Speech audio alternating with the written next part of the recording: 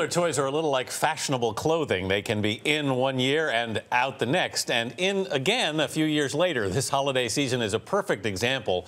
Roam the toy store aisles and you'll see a lot of updated old favorites. So which hot retro toys are most in demand this year?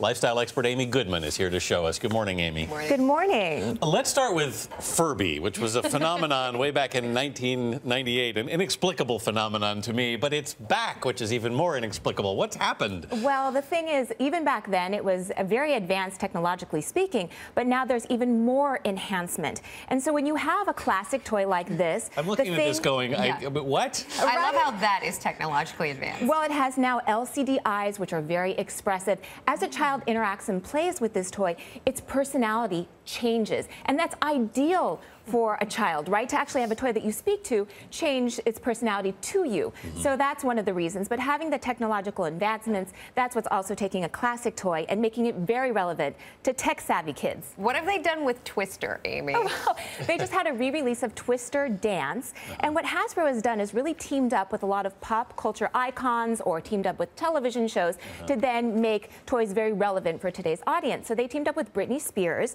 for this launch of what is now looks like the Twister Dots that are free with a console. It teaches kids essentially how to dance, and both boys and girls. And she was involved in the first commercial release, and Britney Spears, one of her songs is in the console. So that's a perfect marriage of pop culture, bringing a classic toy back to light.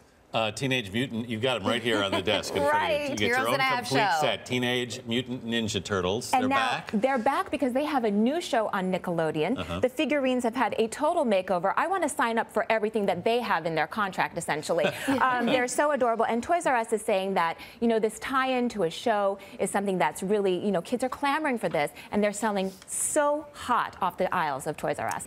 The big wheel came along a little after my time, but the big wheel is back. The big wheel is back, and you know, it was from the 1960s, and the thing is, it has not changed one bit. And so this is going to show you the same colors, the same low gravitational seat, and the kids are still clamoring and fighting about who's going to sit in that seat. And for Jakks Pacific, the company that makes this, they're saying it's back to basics. Also, we have high tech on one side, we have back to basics on the other, and this is really encouraging activity and, you know, getting out there and being physical with your toys and still having a great blast from the past in current times. You also have Cabbage Patch Kids. I had a Cabbage Patch doll. I named her Diana back in the day.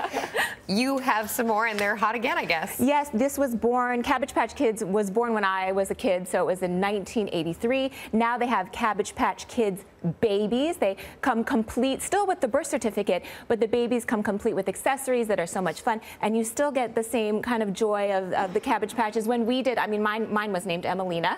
I did rename mine, but, you know, kind of having that sweet idea of, you know, going to back, playing with dolls. It's still fun, and it's great. I think these are for you. I've named all of them Diana. And these still have hair. I understand yours might be minus a bit of hair. I gave them some cuts. Amy Goodman, thanks so much for being with us this morning. Thank you for having me.